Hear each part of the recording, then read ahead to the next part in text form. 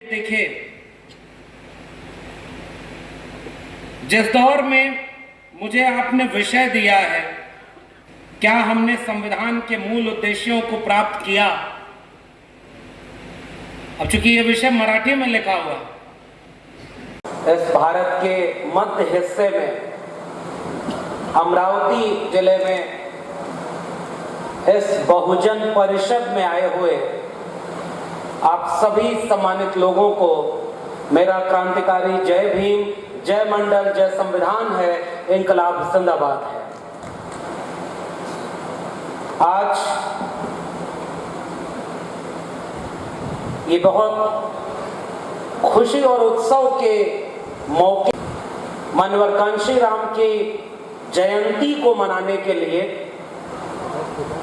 हम सब यहाँ इकट्ठा हुए हैं। और उससे भी शानदार बात यह है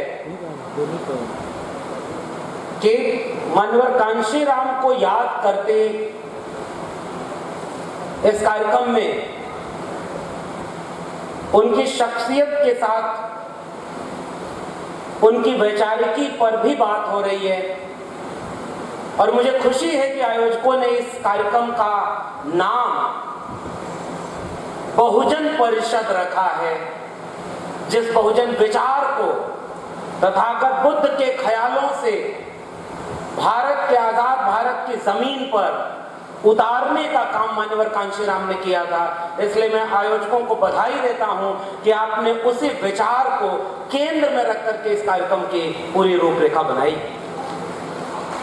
और असल में हम सब बहुजन लोग, मंच को भी आपने इस तरह से सजाया है कि केवल बातों में बहुजन एकता न दिखे, वो सामने भी दिखे। जिस दौर में मुझे आपने विषय दिया है, आजादी के 75 साल में क्या हमने संविधान के मूल उद्देश्यों को प्राप्त किया। अब चूंकि यह विषय मराठी में लिखा हुआ है, मगर मला मराठी येत नाही, इतना ही सीखा है। मैं इसलिए तो साहस करूंगा और हिंदी में अपनी बात रख रहा हूं। मैं थोड़ी बहुत मराठी समझ लेता हूं, लेकिन मुझे उम्मीद है कि आप सब हिंदी समझ लेते हैं। मेरा जन्म उत्तर प्रदेश के पूर्वांचल के एक जिले में हुआ और पढ़ाई लिखाई इलाहाबाद विश्वविद्यालय में हुई। दिल्ली विश्वविद्यालय से पीएचडी किया, वहां पढ़ा रहा हूं। और एक मराठी भाषी क्षेत्र महाराष्ट्र के अमरावती में खड़े होकर विचारों के एक रिश्ते पर बात करने आया हूं। मुझे लगता है ऐसे ही भारत का ख्वाब मानवर कांशीराम और बाबा साहब अम्बेडकर ने देखा होगा और उसको हम सार्थक कर रहे हैं। और ये रिश्ता हमारा और आपका है। और जो विषय आपने दिया है कि इस आजादी के 75 साल में हमने संविधान के मूल उद्देश्यों में कितना आगे का सफर तय किया। और ये कोई, अभी इंदु जी बोल रही थी, आप सभी आयोजकों का इसलिए भी आभार कि हम बहुत दिनों से जिन्हें सुनते हैं, जिनसे बहुत कुछ सीखते हैं, बहुत वरिष्ठ लोग जो कई गुना ज्यादा मेहनत हमसे कर रहे हैं, उन सब लोगों से रूबरू होने का ये मौका होता है। मैं तो कई बार ये भी बोलता हूँ कि जितनी हमारी उम्र नहीं होगी, उससे ज्यादा उम्र संघर्षों में खपा देने वाले लोग हमारे सामने होते हैं। तो इसलिए मैं कोई नई बात कहूँ, कोई बड़ी बात कहूँ, ऐसा दुस्साहस कम से कम मैं ऐसा झूठ नहीं बोल सकता। और वैसे भी अभी मैं प्रधानमंत्री हूं नहीं कि झूठ बोल दूं।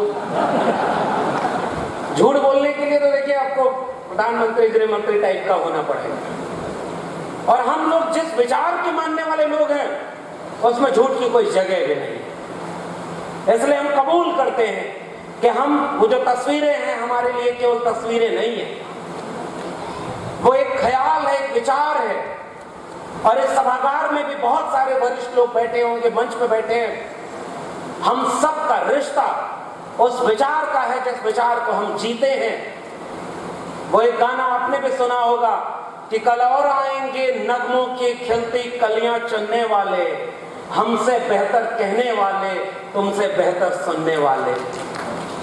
हम उस सफर के एक हिस्से भर हैं और हम ये भी कबूल करते हैं कि हमसे कई गुना ज्यादा मेहनत करने वाले, जोखिम उठाने वाले लोग इस मुल्क के कोने कोने में बहुत मेहनत से काम कर रहे हैं और बहुत सारे लोगों ने वो काम किया और वो काम करके हमें एक ऐसा रास्ता दिया है, हमें एक ऐसी जगह दी है जहां खड़े होकर के हम ये बात कह सकते हैं कि किसी के बुलडोजर से हमें डर नहीं लगता, किसी के जेल मुकदमे और गोली से हमें डर नहीं लगता, क्योंकि हमारे पुरखे उनके पुरखों से नहीं डरे तो हम उनके माफी वीर के वारिसों से डर जाएंगे क्या? ये गलतफहमी नहीं होनी चाहिए। और दूसरी बात, ये हिम्मत कहां से आती है कि डर न लगे? वो हिम्मत हमारे इन महापुरुषों से आती है। मैं सोचता हूं कभी, और मैं तो ओबीसी समाज के बीच से आता हूं, आजादी के 75 साल में क्या हुआ इसको भी जोड़ करके बता रहा हूं। बहुत पीछे जाने पर तो इतिहास लंबा हो जाएगा कि कुछ लोग थे जब इस देश को जातियों में बांट रहे थे, दुनिया में लोग एक तरह से पैदा हो रहे थे और यहाँ कुछ अति विद्वान लोग अपनी किताबों में लिखते हैं कि कोई मुख से पैदा हो रहा है, कोई भुजाओं से पैदा हो रहा है, कोई जंघे से पैदा हो रहा है। मुझे पता नहीं कि भारत का प्रधानमंत्री कभी विदेश में जाकर यह भी बोले कि भाई तुम्हारे देश में जो नहीं हो सकता वो हमारे देश में होता है। ये भी तो बोलना चाहिए। आप जिस पर गर्व करते हो, जिस बात को लेकर के आप इस देश में केवल एक धर्म, एक रंग, एक पार्टी, एक विचार बना देना चाहते हो, और नागपुर से बहुत दूरी नहीं है अमरावती की, आवाज तो नागपुर तक जाएगी कि हम तुम्हारे इस तरह के भारत बनाने के खिलाफ हैं, क्योंकि हम भारत का संविधान जो है उस संविधान के मुताबिक भारत बनाना चाहते हैं। ये लड़ाई हमारी और आपकी। तो मैं सोचता हूं कि इस आजादी के 75 साल में क्या हुआ, और मैं अपने विषय पर बात करते हुए मानवर कांशीराम को याद करना चाहता हूं। तथागत बुद्ध ने एक बराबरी की बात की, और आज भी मैं क्यों प्रधानमंत्री की बात कर रहा हूं, छोटे मोटे लोगों का नाम लेने की बात ही नहीं, और नाम लेकर केवल इशारा कर रहा हूं उस वैचारिक संघर्ष का। दुनिया में जाएंगे तो कहेंगे कि हम युद्ध के नहीं बुद्ध के देश से आए हैं, और भारत में आएंगे तो बुद्ध के खिलाफ दिन रात युद्ध छेड़े हुए हैं। हमें उस सच को भी तो बोलना होगा। आपके विचारों, आपके ख्यालों में इस तरह की चीजें तो होंगी ना। बुद्ध क्यों याद आते हैं विदेश में जाकर? क्योंकि बुद्ध मानवता का बात करने वाले, सबकी बराबरी की बात करने वाले, इंसान को इंसान के बराबर समझने वाले, दुनिया को सत्य और अहिंसा का पाठ पढ़ाने वाले, दुनिया की सबसे प्राथमिक पहली मशाल ज्ञान की रोशनी की तरह हैं। और उनका दिया हुआ ये शब्द है बहुजन हिताय बहुजन सुखाय, जिन्हें मानवर कांशीराम ने इस देश की सियासत में एक नारा बनाकर रख दिया। इसलिए मैं सबसे पहले तथागत बुद्ध को याद करता हूं। बुद्ध मेरे लिए विचार का नाम है, बुद्ध मेरे लिए दर्शन है, बुद्ध मेरे लिए ताकत है, ऊर्जा है। जब जब कोई झूठ बोलता है मुझे सच बोलने वाले बुद्ध याद आते हैं, और इसलिए याद आते हैं क्योंकि तथागत बुद्ध से जब उनके लोगों ने पूछा कि सच क्या है, तो तथागत बुद्ध ने कहा वो आप सब जानते हैं कि किसी किताब में लिखा हो तो सच मत मान लेना, कोई व्यक्ति कह रहा हो तो सच मत मान लेना, ढेर सारे लोग कह रहे हो तो सच मत मान लेना, सच वह मानना जो तुम्हें सच लगे। अप दीपो भव, अपना दीपक स्वयं बनो। इसलिए बुद्ध मेरी सबसे वैचारिक रोशनी है, और इसलिए मैं बुद्ध को याद करता हूं। और उस शब्द को आजादी के समय कैसे बाहर एक सामाजिक राजनीतिक आंदोलन बनाने की कोशिश की गई, तब मैं सोचता हूं कि वो वैचारिक मशाल बुद्ध के खिलाफ कौन खड़ा था। ये इतिहास हम सब जानते हैं।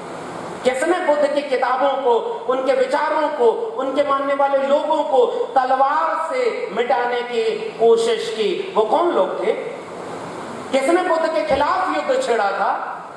और उसके बाद वो कारवां दबा नहीं, रुका नहीं, झुका नहीं, और फिर इस देश में एक आंदोलन का रूप लेता है, संतों का आंदोलन। मैं हिंदी साहित्य पढ़ाता हूं, और मैं अपने पूरे इतिहास को देख रहा हूं, क्योंकि आजादी के बाद के 75 साल के भारत को आप समझ ही नहीं पाएंगे, क्योंकि आजकल जिनका शासन है वो इतिहास बदल रहे हैं भाई, सिलेबस बदल रहे हैं। हिंदू मैडम भी अकादमिक इंस्टीट्यूशन से हैं, वो खूब अच्छे से जानती हैं कैसे उनको वहां भी लड़ना पड़ रहा है, बाहर भी लड़ना पड़ रहा है। सिलेबस बदलने वाले क्या कर रहे हैं, आपके सिलेबस में बदल रहे हैं। अभी सिनेमा बना है ना, पृथ्वीराज चौहान ने मोहम्मद गौरी को युद्ध में मार दिया, और इतिहास बता रहा है कि मोहम्मद गौरी पहले मरा, पृथ्वीराज चौहान बाद में मरा।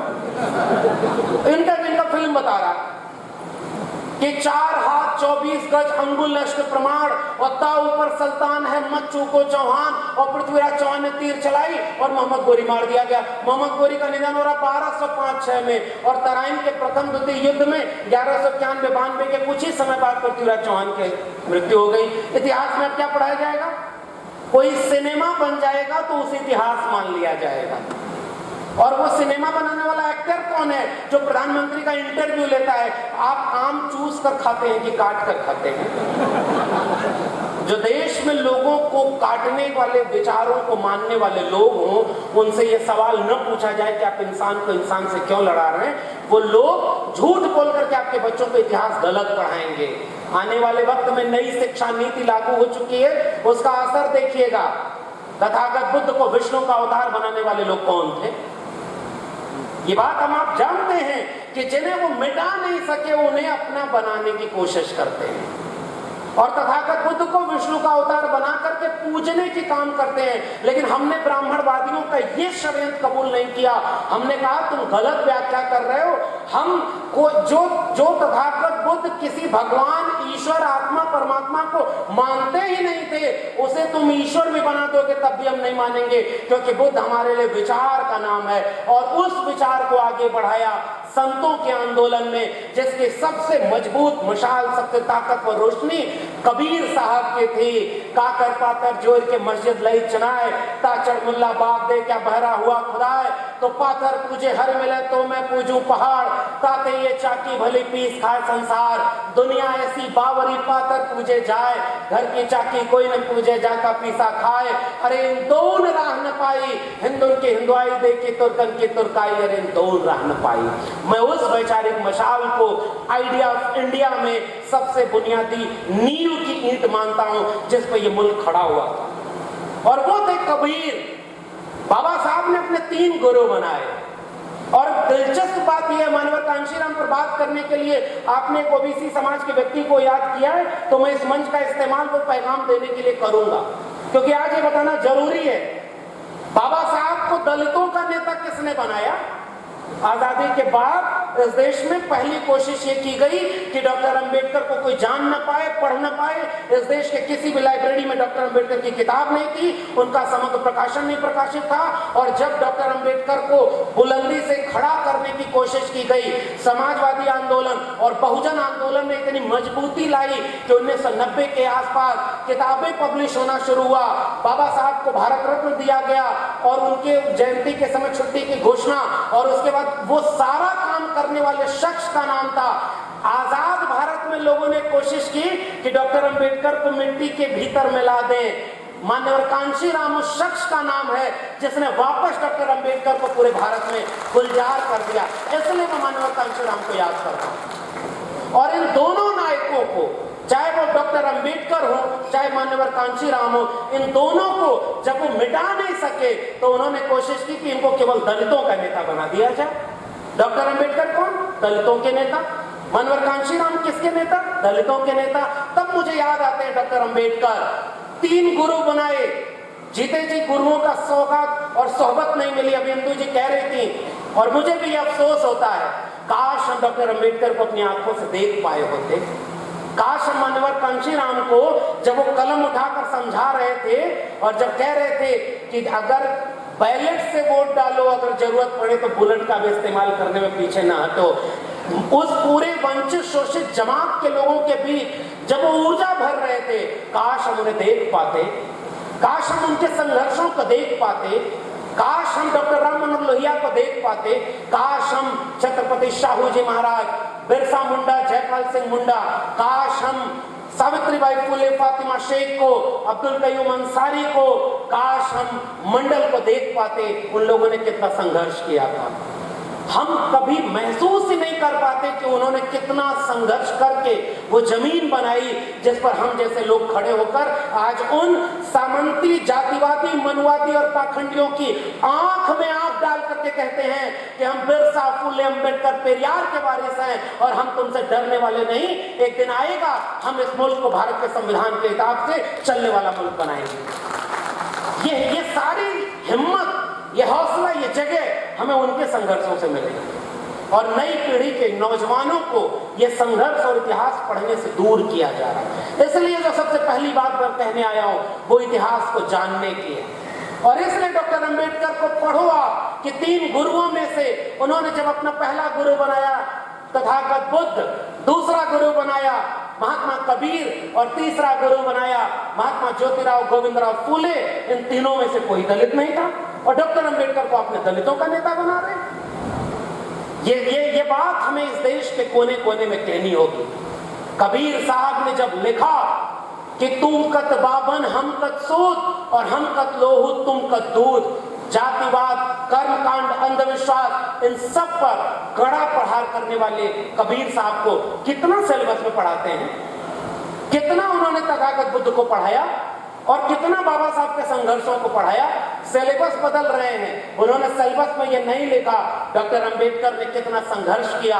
डॉक्टर अंबेडकर ने महिलाओं को मुक्ति और बराबरी की लड़ाई लड़ने का काम किया, मजदूरों और किसानों के लिए काम किया। वो फहरिस्त बड़ी लंबी हो जाएगी क्योंकि आज का दस्तूर उनके राजनीतिक वारिस, सामाजिक और सांस्कृतिक आंदोलन के वारिस का अंशुराम पर बात करने का है। इसलिए मैं केवल इशारा कर रहा हूं, मजदूरों का नेता, किसानों का नेता, ओबीसी कम्युनिटी के लिए 340 अनुच्छेद लागू करने वाले और कैबिनेट से इस्तीफा देने में जो 3 शर्तें थी उसमें से एक शर्त हिंदू कोड बिल लागू न करने के बाद, दूसरा था ये जो ओबीसी के लिए कमीशन बनाने की बात कही गई थी, वो कमीशन न बनाए जाने के गुस्से में डॉक्टर अंबेडकर ने इस्तीफा दिया था। इस मुल्क के ओबीसी को यह बात तो पढ़ने ही नहीं दिया गया कि डॉक्टर अंबेडकर ने उनके लिए क्या किया था। और इसलिए मैं ये बात कहने आया हूं कि चाहे वो ओबीसी की बात हो, चाहे वो आदिवासी की बात हो, चाहे वो शेड्यूल कास्ट की बात हो, चाहे किसान मजदूर की बात हो, चाहे श्रमिक और काम करने वाले लोगों की बात हो, चाहे नौकरी पेशा और महिलाओं की बात हो, इन सबको बराबरी का रास्ता दिखाने वाले एक विचारक का नाम है डॉक्टर अंबेडकर और उसे वापस पूरे भारत को जगाने, समझाने का काम किया उस शख्स का नाम है माननीय कांशीराम। इसलिए दोनों में रिश्ता है और बहुजन परिषद ने उन दोनों को एक साथ खड़ा करके एक वैचारिक रिश्ता हमसे जोड़ने के लिए मौका दिया और उस मौके का लाभ मैं इसलिए उठाना चाहता हूं क्योंकि बहुत बदलाव किया माननीय कांशीराम ने। मैं सोचता हूं, आप भी सोच कर देखिए, एक शख्स जो हमारी तरह, हमारे भी घर वाले हमसे कहते हैं कि बच्चा, जब मैं घर से इलाहाबाद गया तो हमारे घर वालों ने कहा देखो बाकी सब काम करना, पढ़ाई में मन लगे ना लगे, नेतागिरी से दूर रहना। आप भी अपने घर वालों को ये कहते होंगे कि नेतागिरी से दूर रहो। डॉक्टर राम मनोहर लोहिया कहते थे अगर अच्छे लोग राजनीति में नहीं आएंगे तो बुरे लोगों की राजनीति के शिकार होंगे। आप हो रहे हैं कि नहीं शिकार? अरे भाई, आप राजनीति से दूर होते चले गए और इस देश में एक व्यक्ति जो 35 साल भीख मांग के काम किया, जिसने बचपन में एक मगरमच्छ पकड़ लिया था क्योंकि वो भगवा झंडे को लेके डुबा रहा था, वो भगवा झंडे को भी बचा रहा है, मगरमच्छ के बच्चे को भी बगल में दबा के ले आ रहा है। 35 साल भीख मांग के काम किया, पता नहीं किस स्टेशन पर कब चाय बेची, पता नहीं क्या क्या किया और वह राजनीति करते करते इस देश का प्रधानमंत्री हो गया और पूरा देश बेच रहा है। और हमको आपको सिखाया जाता है भाई राजनीति से दूर रहो, तो ऐसे लोगों की राजनीति के शिकार होंगे हम। ये सही है या गलत है? आपके सिलेबस कैसे बदले जा रहे हैं ये भी मैं बता दूं।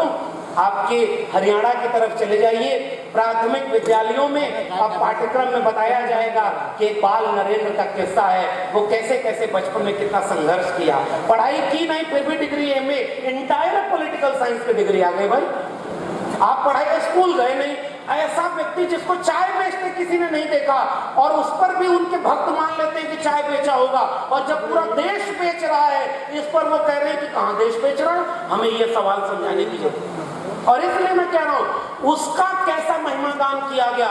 और मैं एक दूसरे शख्स का किस्सा आपके सामने कह रहा हूं। बचपन में पढ़ाई हुई, नौकरी मिली और नौकरी मिलकर के डीआरडीओ में आकर के नौकरी करने गए, नौकरी करने के समय अपने आसपास देख रहे थे, नजर थी। मानवर कांशीराम तो उस समय पैदा हो गए थे जब बाबा साहब थे, लेकिन एक गैप समझने में और वहां पर आया कि बाबा साहब की जयंती, और फिर वहां पर ये सारा इतिहास आप लोग जानते होंगे, मैं केवल इशारा कर रहा हूं। बाबा साहब की जयंती पर छुट्टी मांगना, उच्च वर्ग के अधिकारियों का छुट्टी देने से मना करना, वहां लड़ाई लड़ना, और वहां से दीना भाना जी और खापड़े साहब के साथ मानवर कांशीराम ने जब लड़ाई लड़नी शुरू की, वहां से खापड़े साहब ने जाति का विनाश किताब दिया। उस समय वो किताब पढ़ना, उसके बाद वो बदलाव उनके जीवन में महसूस होना, कोई सोशल सिक्योरिटी नहीं, नौकरी छोड़ देना और वहां से बाबा साहब की बनाई हुई तमाम संगठनों में जुड़ना। अब यहां से मैं एक इशारा कर रहा हूं, देखिएगा, बाबा साहब की बनाई पॉलिटिकल पार्टी के साथ काम करना, संगठन का काम करना, और वहां ये देखना कि यहां तो स्थिति बहुत बुरी है। भाई दयानंद जी कह रहे थे कि बड़ा संगठन में जोड़ने की जरूरत है। बाबा साहब का बनाया संगठन बुद्धिस्ट सोसाइटी ऑफ इंडिया, उसके बाद सिद्धार्थ कॉलेज, उसके बाद ये Republican Party of India, BAMCEF Manyavar Kanshiram ने बनाया, टुकड़े पे टुकड़े होते चले गए। अब इसका विश्लेषण आप लोग करेंगे, क्योंकि तुलना जरूरी है। 1925 का इनका नागपुर का संगठन एकजुट रहा और देश को तोड़ता रहा। हम देश को टूटता हुआ देखकर खुद भी टूटते चले गए। तो काम करने की कोशिश है, और ये झेलना तो मानवर कांशीराम साहब को भी पड़ा। और हमारे पूर्व के वक्ता महोदय ने बिल्कुल वो इशारा कर दिया था, नाराज तो भाई थे ना महाराष्ट्र से। और क्यों सफल हुआ मानवर कांशीराम का आंदोलन? इवन पंजाब में भी उतना सफल नहीं हुआ जितना उत्तर भारत में हुआ। और इस समय इस देश में, मेरे विषय पे आपने लिखा है ना कि 75 साल के आजाद भारत में हम संविधान को कितना हासिल कर पाए हैं। मैं एक पंक्ति में बताता हूं कि संविधान ने क्या किया। जिस मुल्क में ये बात कही गई कि तुम्हारी जाति, तुम इस जाति में पैदा हो तो गले में मटका और पीठ पर झाड़ू बांधना होगा, तुम इस जाति में पैदा हो तो आज भी घोड़ी चढ़ नहीं सकते, तुम इस जाति में पैदा हो गए तो तुम्हारे हाथ का बना खाना स्कूल के बच्चे खाने से मना कर देंगे, तुम इस जाति में पैदा हो गए तो तुम्हारे लड़कियों के साथ हाथरस जैसा कांड होगा और न्याय नहीं मिलेगा, तुम इस जाति में पैदा हो गए तो रोहित वेमुला और पायल तड़वी से लेकर के दर्शन सोलंकी तक के लोगों की सांस्थानिक हत्या होगी, तुम इस जाति में पैदा हो गए तो मटका छू लेने से मारे जाओगे, तुम्हें मनुष्य नहीं समझा जाएगा। और ऐसे देश में भारत का संविधान बना। बाबा साहब के सपनों को आगे बढ़ाने वाले मानवर कांशीराम आए और उस संविधान ने इस मुल्क के सबसे बड़े सूबे पर सबसे निचली पायदान से उठा करके एक दलित महिला को उस सूबे का मुखिया बना दिया। अगर भारत का संविधान न होता तो यह काम कभी नहीं होता। और यह है आजाद भारत में संविधान की अहमियत। उस उत्तर प्रदेश में जो राजनीतिक व्यवस्था को बदल कर रख दिया, ये मानवर कांशीराम ने किया था। बहुत लोगों को बहुत पीड़ा हुई, जो पैरों पर थे वो सर पर चढ़ गए। और इसीलिए अभी जो कलम वाली बात कही गई थी उसमें मानवर साहब ने कैप का बड़ा अच्छा इस्तेमाल किया। उन्होंने कहा कि भाई आप ऐसे हो सबसे नीचे, ये सारे 85% हैं और कोई ऊपर से आके बैठ गया। और तब उन्होंने नौकरी छोड़ी, संगठन ज्वाइन किया, उन संगठनों में काम करना शुरू किया, खफा हुए, उनके लोगों से उनको धोखा दिलवाया गया।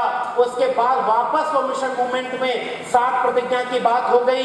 घर छोड़ा, नौकरी छोड़ी, विवाह नहीं किया, बच्चे नहीं पैदा किया, कोई धन संपत्ति नहीं जुटाई और सब कुछ करके उन्होंने इस देश का मुस्तकबिल बदलने की कोशिश कर दी। और ऐसे शख्स को जब कोई चीज साथ में नहीं, दुनिया उनके साथ खड़ी थी, क्या पलक पावड़े बिछा करके कि आइए मानवर साहब हम आपका साथ दे रहे, लोग उन्हें गालियां दे रहे थे, उन्हें CIA का एजेंट कहा जा रहा था, उन्हें तमाम दक्षिणपंथी संगठनों का एजेंट कहा गया और उनके लिए बहुत कुछ लिखा गया।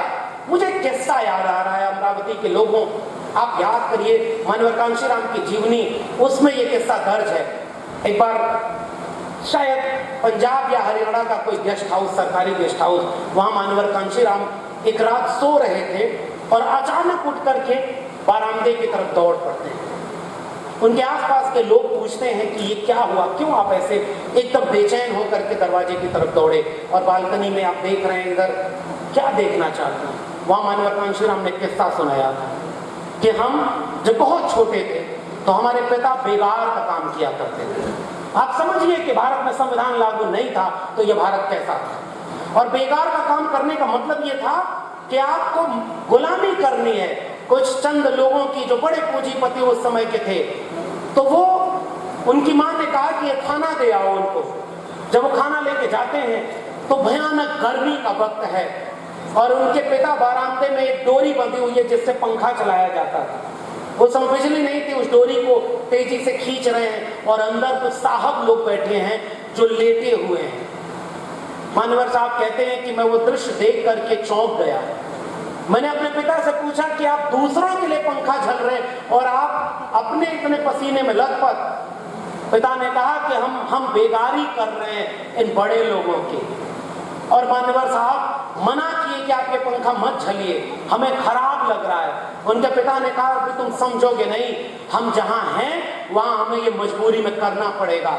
उसी गेस्ट हाउस में सालों बाद जब मान्यवर कांशीराम इस मुल्क के बड़े सियासतदान हुए, सरकारी पैसे से जब वो सांसद थे, उसी गेस्ट हाउस में ठहरने के लिए जब रोका गया तो अचानक उन्होंने कहा कि मैंने आधी रात में देखा कि मेरे पिता शायद इसी गेस्ट हाउस में फिर से किसी बड़े सामंती का पंखा जल रहे, बेगार कर रहे हैं। मैं अचानक दौड़ के आया और यहाँ खड़ा हो गया। मैं एक ऐसा भारत बनाना चाहता हूँ जहाँ एक इंसान किसी इंसान का जाति के नाम पर, वर्ग के नाम पर बेगार करने के लिए मजबूर ना हो। उस कांशीराम को मैं याद करने के लिए यहाँ खड़ा हूँ और इसलिए बधाई दे रहा हूँ कांशीराम ट्रस्ट के लोगों को कि आपने हमें ये मौका दिया है कि हम उन्हें आज के भारत को लोगों को समझाएं कि कितनी मुश्किल से वो कारवां यहाँ तक पहुंचा है। बहुत कुछ कुर्बान किया गया, बहुत सारी चीजें छोड़ी गई और बहुत सारी चीजों के लिए लड़ाई लड़ी गई। मानवर कांशीराम मेरे लिए एक ऐसे शख्स हैं और जिन्होंने नेता पैदा किए। मैं सबसे बड़ी बात उनकी देखता हूं, एक तो विचार। उन्होंने, जैसे हम लोग समाजवादी आंदोलन की पृष्ठभूमि देखते हैं उत्तर भारत में, अगर समाजवादी आंदोलन मजबूत न रहता तो बहुजन आंदोलन इतनी तेजी से मजबूत न होता। और आज भी उत्तर भारत में ढंग से 2017 के पहले इनकी सरकारें नहीं आई थी।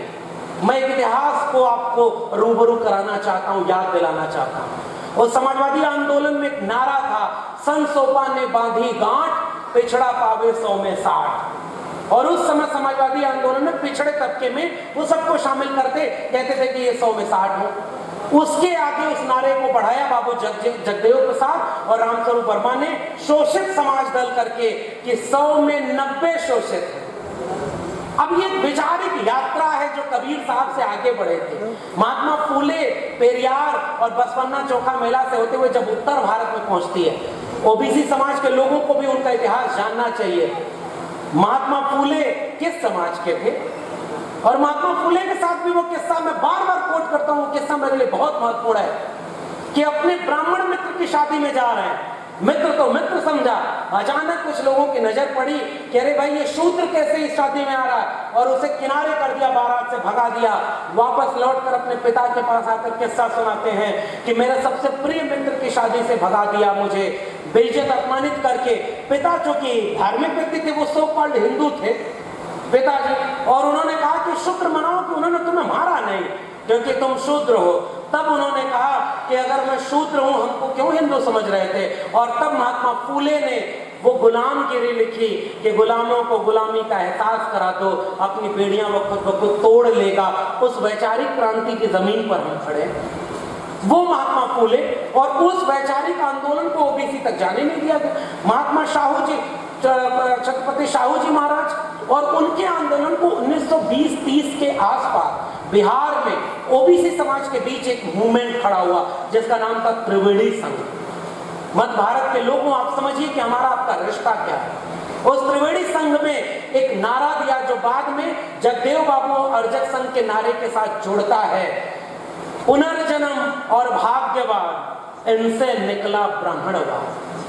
कि ब्राह्मणवाद की क्या पहचान, गिटपिट बोले करे न काम, और मानववाद की क्या पहचान, और ब्राह्मण और भंगी एक समान। ये उनका नारा था। कुछ शब्दों से हम उससे असहमत होते हैं। मिटे गरीबी और अमीरी, मिटे चाकरी और मजबूरी, जो जमीन को जोते बोए वो जमीन का मालिक होए।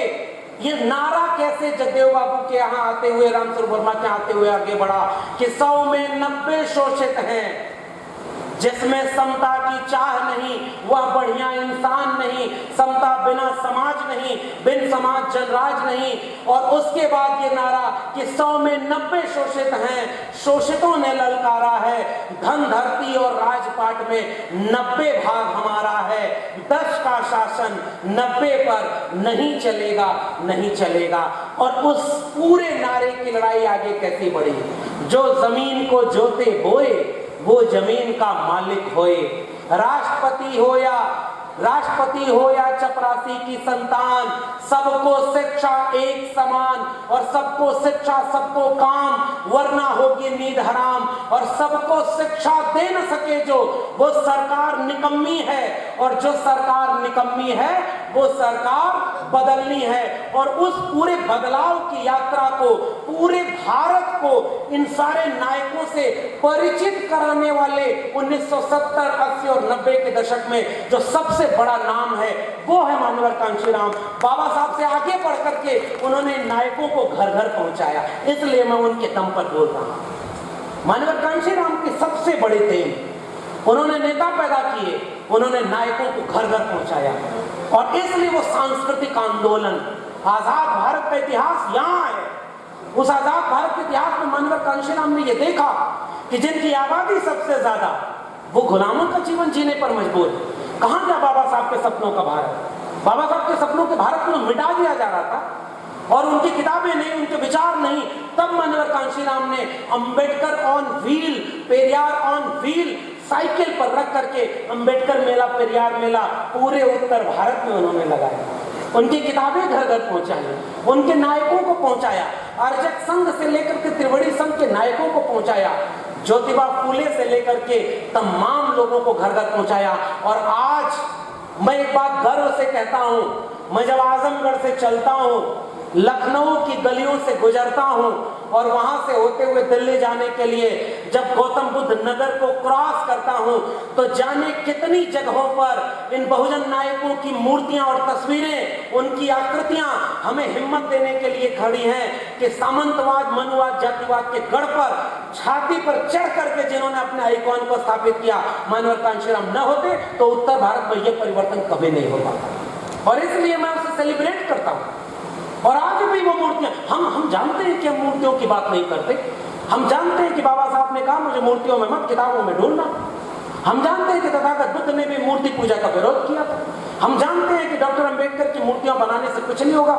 लेकिन आप साहब उत्तर भारत में आकर देखिए, और मैं मानता हूं कि हिंदू जी इस बात से सहमत होंगी, जहां लोगों को इंसान ही नहीं समझा गया, उनके विचारकों को खत्म कर दिया गया, उन मूर्तियों ने करोड़ों करोड़ लोगों की आंखों में रोशनी दी, सीने में हिम्मत दी कि जिसने इस भारत का मुस्तकबिल बदल दिया वो हमारा नायक डॉक्टर अंबेडकर था। और उन मूर्तियों ने उत्तर भारत को बदल कर रख दिया। इसलिए मैं उसको एक बहुत बड़ा कदम मानता हूं। अब हमें उससे उसको आगे ले जाना है समाज को। अब उन मूर्तियों से डॉक्टर अंबेडकर को निकाल कर किताबों तक ले जाना है।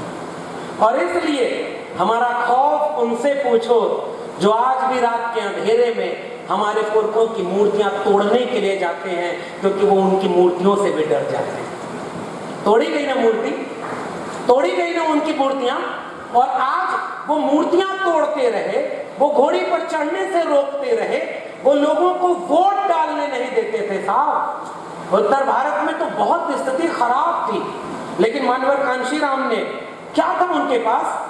मैं एक फर्क बता रहा हूं डॉक्टर अंबेडकर और मानवर कांशीराम में, और समझिए यहां से मानवर कांशीराम होने का मतलब। जिस दौर में इस देश के सबसे बड़े नेता लोग ये कहते थे कि भारत गरीबों का देश है, हम एक कपड़ा पहनेंगे, उस समय डॉक्टर अंबेडकर कहते थे कि हमारे पुरखों को पूरा तन ढकने का कपड़ा ही नहीं मिला, इसलिए हम शान और शौकत से सूट बूट पहनेंगे। सूट बूट चुनना एक पॉलिटिकल और सोशल कल्चरल रिवॉल्यूशन का काम था डॉक्टर अंबेडकर का। मानवर कांशीराम ने वापस किया, उन्होंने एक शर्ट और एक पैंट में अपनी छवि जननायक की बनाई। किताबें पढ़ी, मानवर कांशीराम कहते थे डॉक्टर अंबेडकर ने किताबों को जोड़ा, मैंने लोगों को जोड़ा। मानवर कांशीराम कहते थे कि डॉक्टर अंबेडकर ने दुनिया भर का ज्ञान हासिल किया। मैंने भारत के लोगों को घूम घूम करके उनकी आंखों से उनके दर्द का ज्ञान हासिल किया। मानवर कांशीराम कहते थे, डॉक्टर अंबेडकर चाहते थे कि जाति खत्म हो। मानवर कांशीराम ने कहा कि उनके चाहने से जाति खत्म नहीं हुई, अब मैं इन सारी जातियों को मजबूत करूंगा, हर जाति के बीच से लीडर पैदा करूंगा और जाति मजबूत होगी। अभी उन्होंने कहा इंदू जी ने कि पहले मानवर कांशीराम इसको उलटना चाहते थे, तब बराबर करना चाहते थे, और तब मानवर कांशीराम ने नारा दिया, जाति तोड़ो समाज जोड़ो। एक दार्शनिक विचारक है मेरे लिए मानवर कांशीराम, और उस विचारक में मैं क्यों याद करता हूं, क्योंकि जो अर्जक संघ और त्रिवेणी संघ से बहुजन आंदोलन चल रहा था, जो सूत्र बाबा साहब अंबेडकर और डॉक्टर राम मनोहर लोहिया आपस में मिलकर काम करना चाह रहे थे, वो काम मानवर कांशीराम ने DS4 के जरिए किया। और क्या रेडिकल मूवमेंट था साहब, आजकल बोलने में भी डर लगता है। मैं अगर उत्तर प्रदेश में होता तो शायद डर जाता, महाराष्ट्र में हूं, अभी यहाँ बुलडोजर तो नहीं चल रहा ना भाई, वहां तो क्या क्या हो रहा है, केस मुकदमा कर रहे हैं। मैं यहाँ पे याद करूंगा अपना इतिहास कि ठाकुर बाबन बनिया छोड़ बाकी सब है DS4, और वो एक नारा जिसने कहा कि हमें तुम्हारा वोट नहीं चाहिए। मानवर कांशीराम जब सभाओं में जाते थे तो पहला ही वाक्य कभी कभी बोल देते थे, भाई इसमें अगर कोई वो हो जो मुखत से जाए थे ब्राह्मण बाहुर नाम क्षत्रिय हो तो मेरी सभा से उठकर चला जाए, वरना मैं ऐसी बात कहूंगा कि उसे जाने को मजबूर होना पड़ेगा। इतना रेडिकल मूवमेंट था वो, और उस रेडिकल मूवमेंट को चलाने वाले मानवर कांशीराम ने 85% बहुजन की बात की। इसलिए मैं यहाँ खड़े होकर इस मुल्क के तमाम आम आवाम को एक पैगाम देना चाहता हूँ कि मेरे लिए कांशीराम को याद करने का यहाँ मकसद केवल ये नहीं है कि कांशीराम महान थे मैं उनका गुणगान करूँ। अरे भाई वो महान थे, हैं और रहेंगे, मेरे कहने न कहने का नहीं होगा।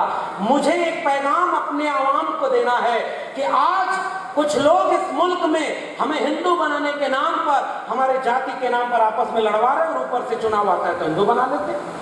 हमारे नौजवानों को मंदिर और मस्जिद की लड़ाई में लगा रहे, हमारे OBC समाज के लोगों को ये समझा रहे कि भाई दलितों से तुम्हारा रिश्ता क्या है, शेड्यूल कास्ट से रिश्ता क्या, शेड्यूल ट्राइब को अलग भड़का रहे कि ये वनवासी हैं। तब मैं जब कांशीराम को याद कर रहा हूं, मैं डॉक्टर अंबेडकर को याद कर रहा हूं, तो जैसे डॉक्टर अंबेडकर ने इस्तीफा देने के समय OBC कमीशन की न गठित किए जाने की नाराजगी हासिल की थी, वैसे ही मानवर कांशीराम ने अपने चमचा योग किताब में लिखा है कि इस मुल्क में सबसे ज्यादा अन्याय तो OBC के साथ हुआ। शेड्यूल कास्ट के लोग तो अपने नायकों को जाने समझे, उनके साथ इतना अपमान हुआ था कि उन्होंने अंबेडकर, कांशीराम और तमाम लोगों को अपने दिलों में बैठाया। OBC को थोड़ा सा कंफ्यूजन था, और उस कंफ्यूजन पर मैं बात करने आया हूं। मेरे लिए कांशीराम को याद करने का मतलब यह है कि उन्होंने जब चमचों की बात कही तो मुझे मेरा एक बड़ा प्रिय वाक्य है, जिन्हें जवानी में चमचागिरी की लत लग जाती है उनकी पूरी उम्र दलाली में गुजर जाती है। अब इस वाक्य को समझिए, और आज 2023 के भारत में मैं एक वाक्य कह रहा हूं, 2025 के सामने जो चुनौती है इस मुल्क की, संविधान को तबाह करके इस मुल्क को हिंदू राष्ट्र बनाने का नाम ले रहे हैं लोग, मुसलमानों के खिलाफ आग उगल रहे हैं लोग, जातियों के खिलाफ नफरत उगल रहे हैं। हमारे भारत में जो आजादी के बाद संविधान से आपको आरक्षण मिला था उसको तबाह किया जा चुका है। सारी सरकारी नौकरी और सरकारी शिक्षा को तो प्राइवेट हाथों में बेच चुके हैं। और तब मैं याद कर रहा हूं कि राष्ट्रपति बनाया, प्रेस कॉन्फ्रेंस करके बता रहे हैं इस देश और दुनिया के सबसे बड़ी पार्टी के लोग कि हमने दलित को राष्ट्रपति बनाया। हमने कहा कि तुमसे किसने उनकी जाति पूछी थी? राष्ट्रपति की जाति किसने बताई? उन्होंने बताई। अभी राष्ट्रपति बनाया तो फिर से प्रेस कॉन्फ्रेंस करके कहा कि पहली बार आजाद भारत में हमने एक आदिवासी महिला को राष्ट्रपति बनाया।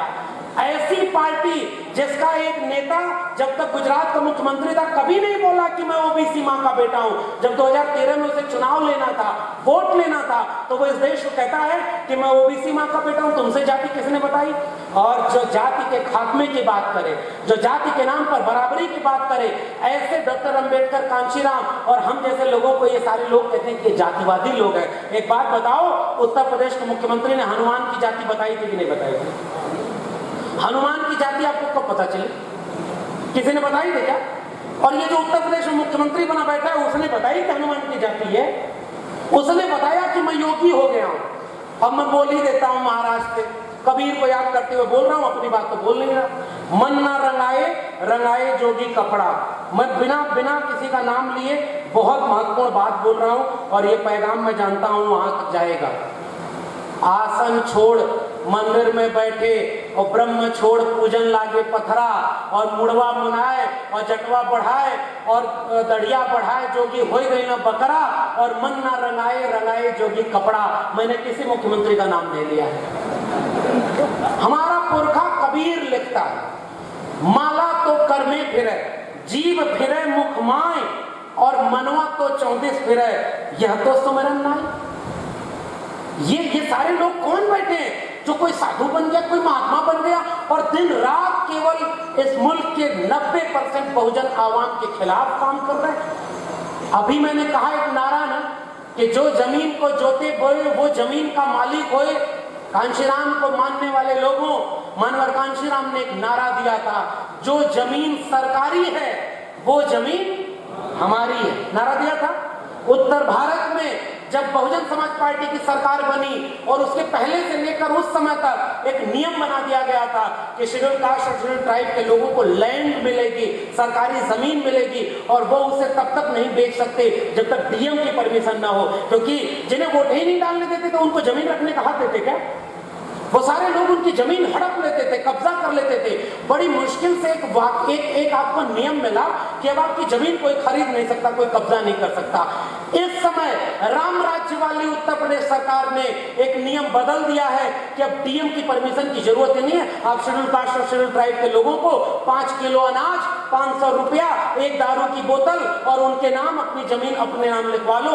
आपके हक जो संघर्षों से हासिल हुए थे छीनने का काम कौन कर रहा है? राम राज्य वाली सरकार कर रही है कि नहीं? मानवर कांशीराम को याद करना, क्या यह याद करना नहीं है कि आजादी के 75 साल बाद संविधान से जो हमें हासिल हुआ था वो एक एक करके छीना जाए? लड़ाई लड़ेंगे कहां पर आखिर? मैंने पहले ही बात कही, शिक्षा आपके हाथ से छीन ली गई है। आप माने न माने, कुछ दिन बाद उसका असर दिखेगा। वो कैसे छीनी गई? वो शिक्षा सिलेबस बदल दिया। सिलेबस में केवल और केवल अंधविश्वास और पाखंड पढ़ा रहे।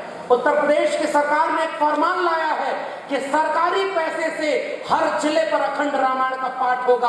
और इस देश में उसी रामचरितमानस में जब ये सवाल पूछा गया कि जय बरनादम तेल कुम्हारा सुपचकरात गोल कलवारा और पूजे विप्रशील गुणहीना शूद्र गुणगन ज्ञान प्रवीणा, और ये सारी दोहे चौपाइयां जो लिखी गई हैं ये इन जातियों का अपमान करते हुए लिखी गई हैं। तो ये सवाल पूछने वालों को कहा गया कि नहीं कि वो हिंदू विरोधी है? अरे भाई, तुम्हारा हिंदूपन हमारी जाति को गाली देकर होता है क्या? और ये सवाल पूछ दिया तो सबके ऊपर केस मुकदमा हुआ ना। सरकार आप चुनते हैं मंदिर, मस्जिद और धर्म का काम करने के लिए, या सरकार आप चुनते हैं शिक्षा, स्कूल, कॉलेज और विश्वविद्यालय बनाने के लिए, नौकरी और रोजगार के लिए, महंगाई कम करने के लिए? ये काम करने की बजाय उत्तर प्रदेश सरकार कह रही है हर जिले को हम लाखों रुपए देंगे कि वो अखंड रामायण का पाठ कराएगी। बताइए, आपके सपनों का भारत बन रहा है क्या? ये डॉक्टर अंबेडकर और कांशीराम के सपनों का भारत बन रहा है क्या? हमारे आंख के सामने से संविधान से जो हासिल हुआ था वो सब तबाह कर दिया गया। मैं कड़वी बात कह रहा हूं आपसे। अब शिक्षा केवल उसी के बच्चे को मिलेगी जिसके जेब में पैसा होगा। सरकारी स्कूल बर्बाद, 40% एजुकेशन ऑनलाइन मोड पर है। यह है राम राज्य क्या? जी हाँ साहब, यही है मनुस्मृति का राम राज्य। शूद्र पढ़ेगा नहीं। मैं मिथकों को नहीं मानता, लेकिन वो मिथकों को पूजते हैं तो हम काउंटर नैरेटिव में मिथकों से सवाल पूछते हैं। अगर इस देश में जब तक द्रोणाचार्य जिंदा रहेगा तब तक हम पूछेंगे कि एकलव्य का अंगूठा क्यों काटा गया। जब तक इस देश में राम के नाम पर सियासत होगी तब तक हम पूछेंगे कि तुम्हारे ग्रंथों में शंभू का गला क्यों काटा गया। जब तक इस देश में सांस्कृतिक इतिहास को बनाया जाएगा तब तक हम पूछेंगे कि तुम्हारी मनुस्मृति क्यों कहती है कि महिलाओं को बचपन में पिता के अधीन, युवावस्था में पति के अधीन और वृद्धावस्था में पुत्र के अधीन होना चाहिए। शिक्षा से वंचित शूद्रों को पढ़ने का अधिकार नहीं, महिलाओं को पढ़ने का अधिकार नहीं। लाओ, अब नए रूप में मनुस्मृति लागू हो गई, संविधान लागू है। एजुकेशन इतनी महंगी कर दो कि शूद्रों और जो है महिलाओं के वहां पर पढ़ने का मौका ही खत्म हो जाए। बताइए, ये गलत कह रहा हूं कि सही कह रहा हूं? आपके जिले के सरकारी स्कूल बर्बाद हो चुके हैं कि नहीं? आपके जिले के डिग्री कॉलेज बर्बाद हो चुके हैं कि नहीं? जो नहीं बर्बाद हुए उसके लिए बर्बाद कैसे किया गया है? आजादी के अमृत महोत्सव मनाने वाले मुल्क में क्या नियम बनाया? तो इस समय इस देश में 45,000 सरकारी डिग्री कॉलेज है। नई शिक्षा नीति कहती है कि अगले 15 से 20 साल में उन सरकारी डिग्री कॉलेजों को कम करके क्लोजर और मर्जर की पॉलिसी के तहत घटाकर 15,000 कर दिया जाएगा। ये है राम राज्य। इस देश में नई शिक्षा नीति कहती है कि 40% सिलेबस ऑनलाइन में होगा। अगर पढ़ेगा इंडिया तभी तो बढ़ेगा इंडिया। नारा ये दिया गया, बेटी बढ़ाओ, बेटी पढ़ाओ, बेटी बचाओ। और जब हाथरस की बेटी को आधी रात को पेट्रोल डाल करके जला रहे थे, किसी हिंदूवादी संगठन ने कोई धरना प्रदर्शन नहीं किया। कहां गया बेटी पढ़ाओ बेटी बचाओ? आज CUET है। मैं एक और बात आपसे कह रहा हूं, CUET का मतलब समझते हैं? Central university entrance test. अब आपको टेस्ट देना होगा 45 केंद्रीय विश्वविद्यालयों में पढ़ने का, और लेटेस्ट डेटा ये कहता है कि 80% तक जो लड़कियों के एडमिशन होते थे वो गिर गए। यानी कंबाइंड एंट्रेंस टेस्ट ने सबसे पहले किसको बाहर किया एजुकेशन सिस्टम से? लड़कियों को। सबसे पहले बाहर किसको किया? SC ST OBC के घरों से आने वाले फर्स्ट जनरेशन वाले बच्चों को। शिक्षा खत्म, आजादी का अमृत महोत्सव मनाने वाले मुल्क ने आपके हाथ से आपके बच्चों की शिक्षा छीन ली। नंबर 1, हासिल हुआ था हमें शिक्षा, इसलिए शिक्षा थी तो शेरनी के दूध की तरह हम आंख में आंख डाल करके पूछते थे, बताओ फकीर, तुमने नारा दिया था कि मुझे प्रधानमंत्री बनाओ, मैं 2 करोड़ रोजगार हर साल दूंगा, 15 लाख रुपए हर अकाउंट में दूंगा, स्मार्ट सिटी बनाऊंगा, स्मार्ट गांव बनाऊंगा, बुलेट ट्रेन चलाऊंगा। अगर मैडम बुलेट ट्रेन चली होती तो हम लोग हवाई जहाज के बजाय दिल्ली से अमरावती बुलेट ट्रेन पर बैठ के आ जाते। मैंने आज रात में ख्वाब देखा कि मैं बुलेट ट्रेन पर बैठ कर आया हूं, उसमें पिछली बोगी में 2 करोड़ नौकरियां भी थी, उसमें 15-15 लाख रुपया भी था, कुछ स्मार्ट सिटी स्मार्ट गांव भी था, नोटबंदी की फायदे गिनाने वाली फाइल भी थी, GST को कैसे देश में क्रांतिकारी बनाया गया उसके दस्तावेज भी थे, तमाम कागज का वो सारी चीजें थी। पिछली बोगी में काला धन भी था। और यहाँ नागपुर तक आते आते पता नहीं वो ट्रेन नागपुर के किसी मुख्यालय में चली गई क्या, जो राजनीतिक संगठन होने की बजाय सांस्कृतिक संगठन कहता है। न 2 करोड़ नौकरी, न रोजगार, न 15 लाख, न नोटबंदी का फायदा। फकीर क्या बोला था? 100 दिन मुझे दे दो, मैं काला धन ले आऊंगा। आपको झूठ बोला कि नहीं बोला? 50 दिन दे दो नोटबंदी के बाद, उसके बाद जिस चौराहे पर बुलाओगे आ जाऊंगा। आप चौराहा धो पोंछ कर साफ करते रहे, फकीर आया ही नहीं। हमारा क्या है जी, मैं नारा दे रहा हूं, वो बेच रहे हैं भारत को, मैं चैन से कैसे सो जाऊं। सौगंध मुझे इस मिट्टी की, मैं देश नहीं बिकने दूंगा। पहले रेल बेच दिया, बैंक बेच दिया, शिक्षा बेच दी, आपके बच्चों का रोजगार जहां रिजर्वेशन लागू था वो सारा रेलवे सबसे ज्यादा, बाबू जगजीवन राम तो उस समय थे जिन्होंने 4th ग्रेड पे सबसे ज्यादा कर्मचारी भरे थे इस देश में, और उन सारी सरकारी नौकरियों को बेच दिया। बैंक बेच रहा है, बिजली बेच दी, पानी बेच दिया, और सब कुछ बेचने के बाद उसको आप क्या दोष दोगे? उसने पहले ही भाषण में बोल रखा है, हमारा क्या है जी, हम तो फकीर आदमी हैं, झोला लेके चल देंगे। सवाल तो हमसे और आपसे पूछा जाएगा, वो झोले में क्या क्या भर के ले जा रहा है? 75 साल में जो हमने हासिल किया था वो सब उस फकीर के झोले में चला गया है, जिसने अपने दोस्त अंबानी और अडानी को दुनिया का दूसरा अमीर आदमी बनाया और गैर बराबरी पैदा कर दी। मानवर कांशीराम, डॉक्टर अंबेडकर बराबरी का भारत बनाने वाला ख्वाब देखते थे। भारत का संविधान कहता है, समाजवादी आंदोलनों का नारा 100 से कम न 1000 से ज्यादा समाजवाद का यही तकाजा। और इस समय ऑक्सफैम की रिपोर्ट कर रही है अमरावती के लोगों, इस बात को गांव-गांव पहुंचाने की जरूरत है। इस मुल्क के 1% लोगों के पास 40% संपत्ति का कब्जा है। इस देश के 50% लोगों के पास केवल 3% पूंजी है।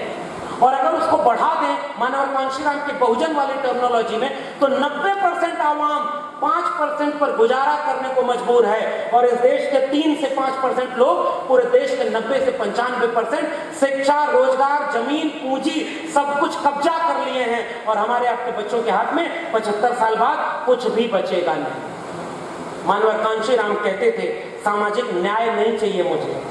मानवर कांशीराम कहते थे, न्याय तो मांगा जाता है, मुझे सामाजिक परिवर्तन चाहिए। वो परिवर्तन का कारवां रुक गया। अफसोस, बम से टुकड़ों में पट गया। कुछ कड़वी बातें केवल इशारे में करूंगा, केवल इसलिए कि नागपुर करीब है। आप समझिए, इशारा समझिए, जो देश तोड़ रहा है वो एकजुट है। हम सब लोग क्यों बट गए? मानवर कांशीराम ने अभी इंदू जी जब बोल रही थी, उन्होंने कहा ना कि 3743 ओबीसी की जातियां, 6743 सारी जातियां मिलकर के जाति नहीं जमात बनाने का काम उन्होंने किया था। ओबीसी, एससी, एसटी सबको जोड़ने, माइनॉरिटी को जोड़ने का काम किया था। और आज उनके सपनों के भारत में क्या है साहब? हमारे लोग हमारे अपने लोगों से डरते हैं और आलोचना करते हैं। अभी ये आयोजक लोग कह रहे थे कि भाई बड़ा माहौल खराब है, तो मुझे एक किस्सा याद आ रहा था सर। वो एक आदमी अपने बच्चे के साथ एक गधे को लेकर के कुछ सामान लेकर गांव से गुजर रहा था। गांव वाले बोले कि भाई ये जो है बड़ा मूर्ख आदमी है, गधा साथ में फिर भी उस पर सामान नहीं लादा हुआ है, तो सामान रख दिया। फिर कुछ दूर गया, अगले गांव में बोले कि भाई बड़ा मूर्ख आदमी है, बच्चा पैदल, छोटा बच्चा पैदल चल रहा है, उसको जो है बाप को शर्म नहीं आ रही। बाप ने बच्चे को गधे की पीठ पर बिठा दिया। अगले गांव में गया, गांव वाले बोले बड़ा नालायक बेटा है, बाप पैदल चल रहा है, बेटा गधे पर चल रहा है। उसने बेटे को उतार दिया, बाप बैठ गया। अगले गांव में गया, गांव वाले बोले कितना नालायक बाप है, बेटा पैदल चल रहा है। अगले गांव में जाते थे, तीनों बैठ गए गधे पर। गांव वाले बोल रहे हैं कैसे जालिम लोग हैं, गधे की जान ले लेंगे, तीनों बैठ गए उस पर। समाज है भाई, कुछ भी कहेगा। इस समाज का काम है कहना, हमारा काम है अपनी चीजों को जोड़ने की बात करना। हमारे पुरखों ने लोगों को जोड़ा था, हम कुछ उन कहने वालों पर बात, और आधा तो ये वो विपक्षी आपको समझाते हैं। भाई ओबीसी वालों, ओबीसी में सबसे ज्यादा हक यादव, कुर्मी, कोयरी ने ले लिया। हम सब कहे हाँ यार ये सारे लोग हमारा हाथ ले लिए, अब हम ओबीसी छिटक जाएंगे, हिंदू बन जाएंगे। शेड्यूल कास्ट के लोगों कहीं महारों ने ले लिया, कहीं जाटकों ने ले लिया, अब बाकी लोग नाराज हो गए, कोई आंकड़ा नहीं देता। इसलिए इस देश के ओबीसी प्रधानमंत्री को अमरावती से मेरा एक कहना है, चलो मैं नहीं मानता कि तुम कितने बड़े ओबीसी प्रधानमंत्री हो, जब चुनाव आता है तो तुम्हें ओबीसी नजर आती है, और 8-9 साल हो गया तुम्हें प्रधानमंत्री रहते, तुमने आज तक मंडल कमीशन को लागू करने की बात छोड़ो, तुमने मंडल कमीशन का नाम नहीं लिया। वो मंडल कमीशन जिसके लिए सबसे पहला और सबसे बड़ा आंदोलन करने वाले नायक का नाम है मानवर कांशीराम, और नारा दिया था मंडल कमीशन लागू करो वरना कुर्सी खाली करो। मानवर कांशीराम ने ओबीसी को जोड़ा। मानवर कांशीराम ने चमचा युग में लिखा कि ओबीसी को कैसे जोड़ना है। इसलिए मुझे याद आता है, आइए एकजुटता की बात करें। कहने को तो बहुत सारे लोग बहुत कुछ कहते रहेंगे। वो क्या बोले, बाबा साहब डॉक्टर अंबेडकर, डॉक्टर राम मनोहर लोहिया मिलकर काम करना चाहते थे, और बाद में चल करके जब इस मुल्क में आजाद भारत में जब संविधान लागू हुआ तो संविधान ने कहा कोई बड़ा छोटा नहीं, धर्म के आधार पर, जाति के नाम पर भेदभाव नहीं होगा। इस देश में जैसे ही मानवर कांशीराम में एक नई परिभाषा दे रहा हूं, शायद आप लोग इससे सहमत होंगे, बड़ा शांति थी इस मुल्क में। लेकिन वही 1980 का दौर है जब इस मुल्क में पहली बार एससी, एसटी, ओबीसी और माइनॉरिटी के बीच से लीडरशिप पैदा हो रही है। मानवर कांशीराम इस देश में लोगों को जगा रहे हैं। उत्तर भारत में समाजवादी आंदोलन, और वहां से कर्पूरी ठाकुर बिहार में मुख्यमंत्री बनते हैं। उत्तर प्रदेश में राम नरेश यादव मुख्यमंत्री बनते हैं। एक बात बोल दूं, और हमारे लोग ओबीसी के लोगों को ये बात बताइएगा, कर्पूरी ठाकुर ओबीसी जाति के थे, उनको गाली क्या दी गई पता है? उनको कहा गया कि कर्पूरी कर पूरा, गद्दी छोड़ धर उस तरह। इसका मतलब समझे, वो नाई जाते थे, वो बाल बनाते थे, उनको गाली दी गई कि तुम मुख्यमंत्री की गद्दी पर क्या बैठोगे। बीपी मंडल जब मुख्यमंत्री बने बिहार के, तो गंगा में क्या होता था, ट्रांसपोर्टेशन, आवाज ठीक कर दीजिए जरा, गंगा में ट्रांसपोर्टेशन होता था, तो तेल रिस गया पानी के जहाज से, आग लग गई। तो विवेकानंद झा नामक एक व्यक्ति ने बिहार विधानसभा में खड़े होकर कहा कि एक शूद्र मुख्यमंत्री की कुर्सी पर बैठ गया है तो गंगा में आग लगेगी, नहीं तो क्या होगा। तब बीपी मंडल ने खड़े होकर कहा कि देखो गंगा में तो आग लगी है तेल रिसने से, लेकिन तुम्हारे सीने में जो आग लगी है ना, अभी इस आग को मुझे और लगाना है, और उस आग को लगाने का काम किया था मानवर कांशीराम ने। वोट चलेंगे पीएम सीएम और आरक्षण से एसपीडीएम। मानवर कांशीराम इस नारे में एसपीडीएम बनाने का काम क्यों कर रहे थे? क्योंकि लालू यादव जब मुख्यमंत्री बने तो कोई फाइल आगे नहीं बढ़ा रहे थे। इस देश में हीरा चोर लंदन भाग गया, मौज मस्ती कर रहा है, और खीरे के आरोप में एक बूढ़ा व्यक्ति जो विदेश से भी ऑपरेशन करा के आया, लालू प्रसाद यादव, उस पे ईडी और सीबीआई का छापा मारा जा रहा है। ये संघी सबसे ज्यादा उससे डरते हैं, पहले कांशीराम से डरते थे, और आज लालू प्रसाद यादव जैसे लोग से डरते हैं जो आरएसएस से कभी समझौता नहीं करते, जो समझौता नहीं किया उन लोगों ने मानवर कांशीराम को ऑफर दिया, राष्ट्रपति बना देते हैं। मानवर कांशीराम ने कहा नहीं, प्रधानमंत्री, क्योंकि राष्ट्रपति बनने पर क्या होता है 2017 में आपने देख लिया ना, थे ना राष्ट्रपति। मैं जानता हूं राष्ट्रपति होने पे कोई के.आर. नारायणन भी होता है, जिसने हक से कहा, जितने SC ST विरोधी कानून आए थे उसको रोका के.आर. नारायणन ने, लेकिन कुछ लोगों को केवल कुल्हाड़ी की पेट की तरह इस्तेमाल किया जा रहा है। और तब मैं वो एक जुड़ने का सूत्र खोज रहा हूं SC ST OBC के लोगों। इस आजाद भारत में जैसे ही SC ST OBC की लीडरशिप डेवलप होती है, उस समय उन्होंने क्या किया, राम मंदिर आंदोलन, राम लला हम आएंगे, मंदिर वहीं बनाएंगे, ये नारा लगाया। आगे आगे कौन गया, शेड्यूल कास्ट, शेड्यूल ट्राइब, और सबसे ज्यादा OBC। बाबरी मस्जिद के ऊपर सबसे पहला हथौड़ा चलाने वाला कौन था? आपके गुजरात में जब गुजरात दंगा हुआ तो पोस्टर बॉय बनने वाला एक मोची था। उसके पहले जो बाबरी मस्जिद पर गया हथौड़ा चलाने, वो मथुरा का रहने वाला एक OBC था। और 10 साल बाद जब उनसे पूछा गया कि इस पूरे आंदोलन से, दंगे से तुम्हें क्या हासिल हुआ, उन्होंने कहा हमारा परिवार लुट गया, बर्बाद हो गया। और उस दंगे से, बाबरी मस्जिद विध्वंस से, गुजरात के दंगे से उन्होंने ये हासिल किया कि आज वो पूरे संविधान को खत्म करने के लिए सत्ता में बैठे हैं। हमारे लोगों ने क्या हासिल किया, केवल हम इस्तेमाल हुए। मैं याद कर रहा हूं अपने पुरखों का इतिहास, मिले मुलायम कांशीराम, हवा में उड़ गए जय श्री राम। उस कांशीराम को मैं याद कर रहा हूं जिन्होंने बाबरी मस्जिद गिराने के बाद भी सांप्रदायिक ताकतों को सत्ता से बाहर कर दिया था।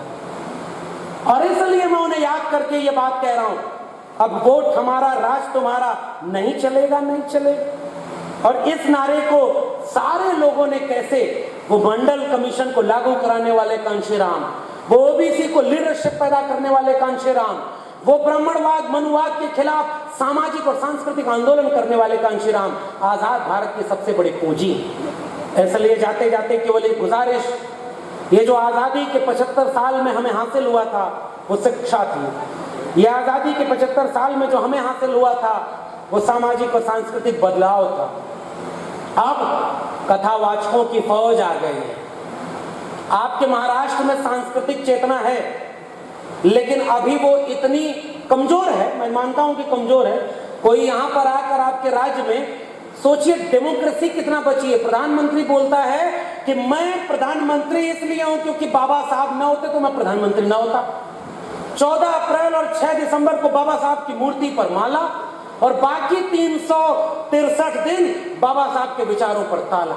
ये काम कर रहे हैं इस समय की सरकार के लोग। राम राज्य, और राम राज्य में क्या हो रहा है, आपके बच्चों की शिक्षा, रोजगार, सब कुछ छीन लिया गया।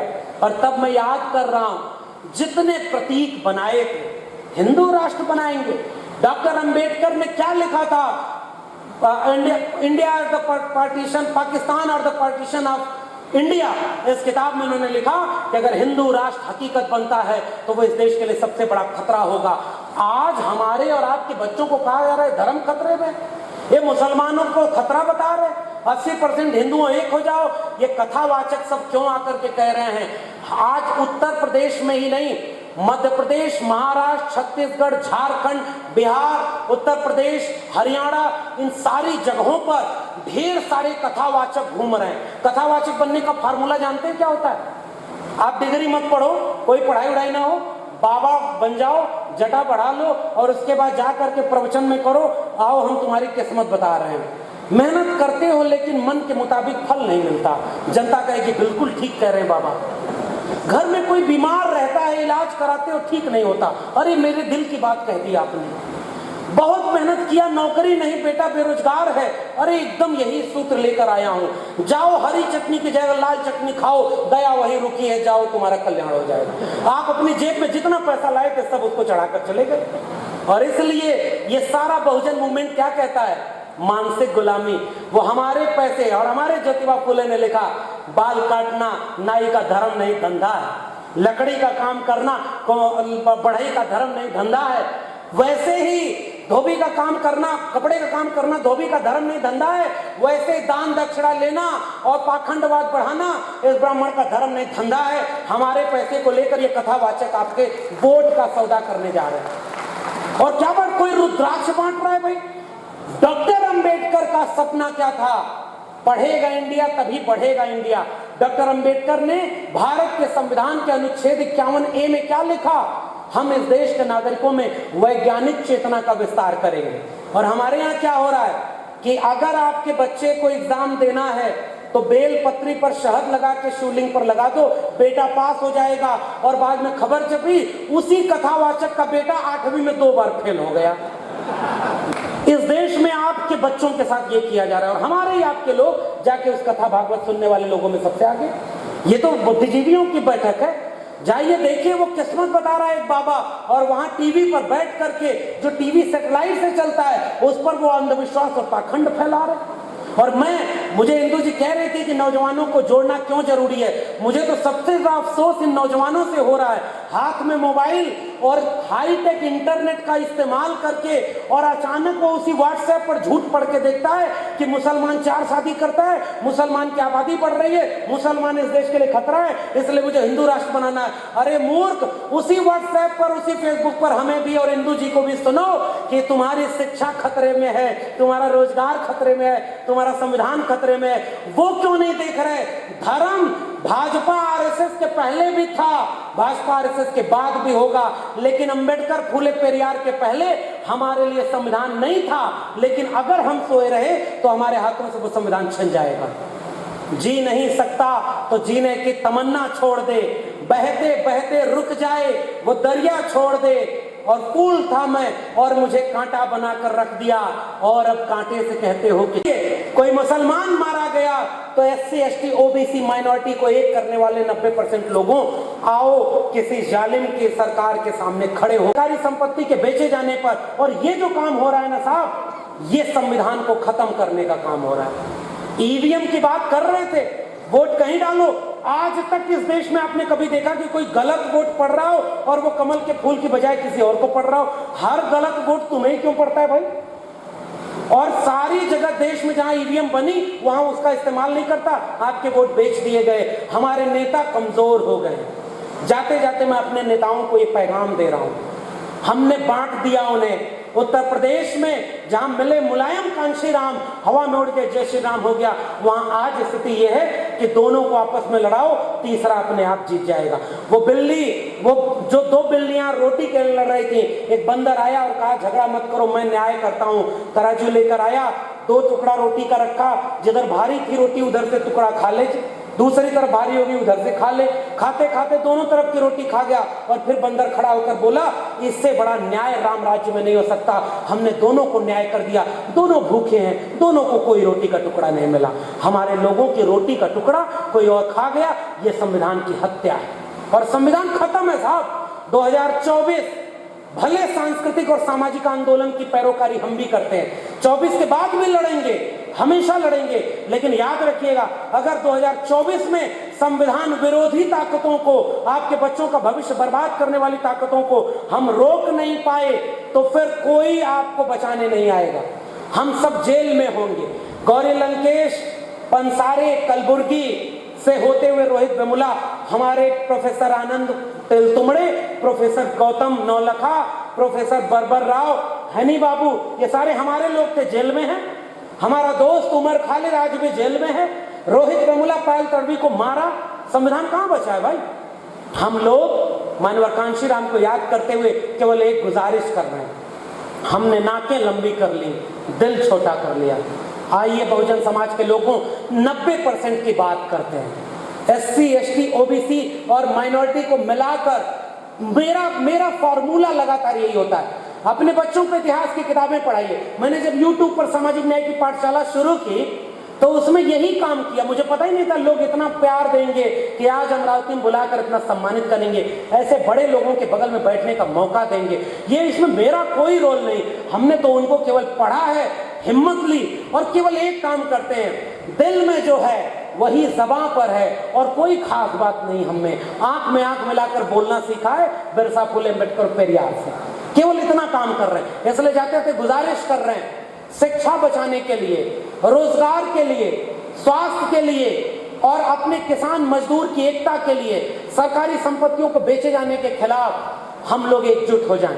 हमारे आरक्षण को खत्म कर दिया गया है साहब। हमारे चुनाव आयोग में अब कोई ताकत नहीं बची है।